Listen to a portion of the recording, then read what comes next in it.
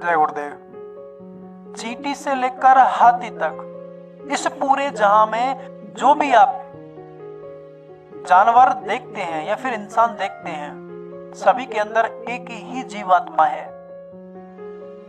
उस जीवात्मा को इंसान का शरीर दे दिया और उसी जीवात्मा को जानवर का शरीर दे दिया, कीड़े मकोड़े का शरीर दे दिया, लेकिन है वही। जैसे किसी शरीर पर आप शर्ट पहन लो, कुर्ता पहन लो या फिर अन्य कोई ऐसा सामान, लेकिन वो शरीर ही रहेगा, कुर्ता नहीं बनेगा। उसी तरह जीवात्मा है। जीवात्मा को 5 तत्व का शरीर पहना दिया, किसी को 4 तत्व का शरीर पहना दिया, किसी को 3 का, किसी को 2 का, किसी को 1 का। सभी जीवात्माएं हैं, सिर्फ शरीर का भेद है। उस हिसाब से जितने भी यहां जीव हैं सब भाई भाई हैं, सब, किसी में कोई भी भेद नहीं है। और जो मांस खाता है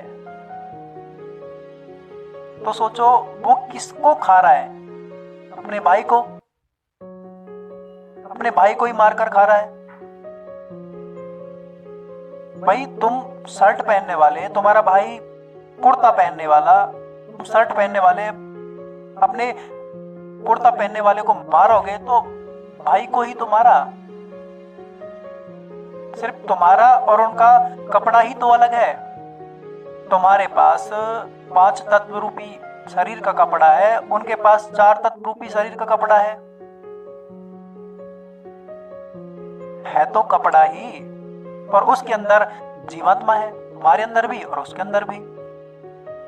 तो उसने अपने भाई को ही मारा, जिसने जिस भी जीव को काटा, चाहे वो बकरा हो या गाय हो या भैंस हो या मछली हो, उसने अपने भाई को ही मारा, किसी दूसरे को नहीं। और बड़े शौक से पार्टी होती है, आते हैं सभी। मैं तो कहता हूं अगर तुमने तत्वों रूपी कपड़े का मतलब नहीं समझा, तत्व कपड़े ही हैं क्योंकि जीवात्मा ने पहन के रखे हैं। अगर तुमने उनका मतलब नहीं समझा तो मैं तो कहता हूं जो एक कपड़ा है, जो शरीर के ऊपर, जो कि कपड़े के ऊपर कपड़ा है, ये शरीर है, ये भी कपड़ा है, और ये कपड़ा है, शरीर के ऊपर कपड़े के ऊपर कपड़ा है, उसका भी मतलब मत समझो। तुमने शर्ट पहन के रखी है, तुम्हारे भाई ने कुर्ता पहन कर रखा है, उसको काट दो, क्योंकि मांस ही तो खाना है। भाई तुमने 4 तत्व रूपी शरीर को काटा, उसमें भी तुम्हारा भाई है। और अगर तुम कुर्ता वाले शरीर को काटोगे, कपड़े को काटोगे, तो वो भी तुम्हारा भाई है। भाई को ही काटते हो, भाई को ही खाते हो, भाई को ही खिलाते हो।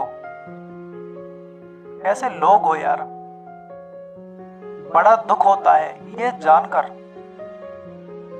तुमने तत्वों में भेद नहीं समझा।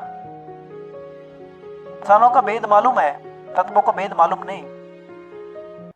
तभी तो इतना बड़ा पाप करने पर तुम तुले हो। जीवत्या कोई छोटा मोटा पाप नहीं है, बहुत बड़ा पाप है, सबसे बड़ा पाप है। तुमको अंदाजा भी नहीं है इसकी कितनी बड़ी सजा मिल सकती है। जीव को काटने वाले कितने नरकों में अभी भी सजा काट रहे हैं, अभी भी। और कैसी कैसी यातनाएं उनको दी जाती होंगी, ये तो कभी आपने सोचा ही नहीं। 2400 घंटे चीखना, चिल्लाना, रोना, ये सब होता है उधर। और वही करते हैं जो हिंसा करते हैं, जीव हत्या करते हैं।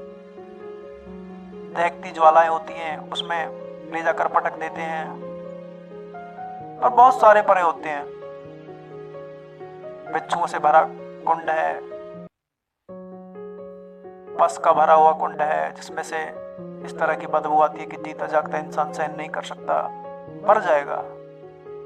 आपको उसमें सड़ना पड़ता है।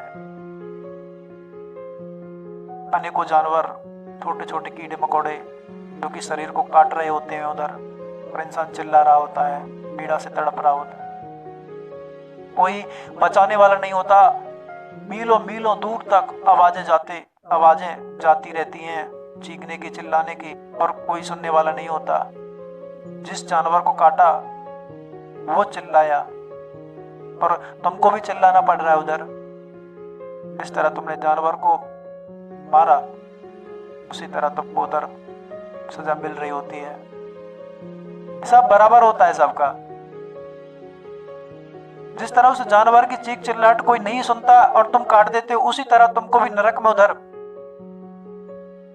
सजा मिलती है। आप कितने भी चिल्लाओ, कितने भी तड़पो, कोई रहम नहीं करने वाला।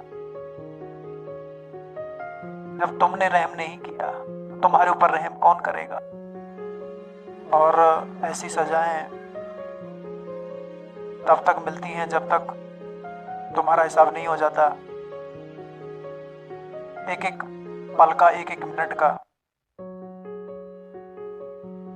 इसलिए बहुत जरूरी है शाकाहारी रहना। इसलिए हमारे हुजूर महाराज कहते हैं कि शाकाहारी रहना बहुत जरूरी है। जो इस देश में गौ हत्या या फिर अन्य जीवों की हत्या हो रही है, और जीव हत्या करने वाले नरकों के हिस्सेदार बन रहे हैं लाखों लाखों वर्षों तक, उनको आज बचाने की जरूरत है। क्योंकि नरक की सजाएं और पीड़ाएं बहुत दुखदायी, जिनका वर्णन नहीं हो सकता, इस तरह की हैं, उनसे बचाने की जरूरत है। इसलिए हमारे मालिक चाहते हैं कि लोग शाकाहारी हो जाएं, शाकाहारी ही अपनाएं, और बच्चों को भी शाकाहार से अवगत कराएं।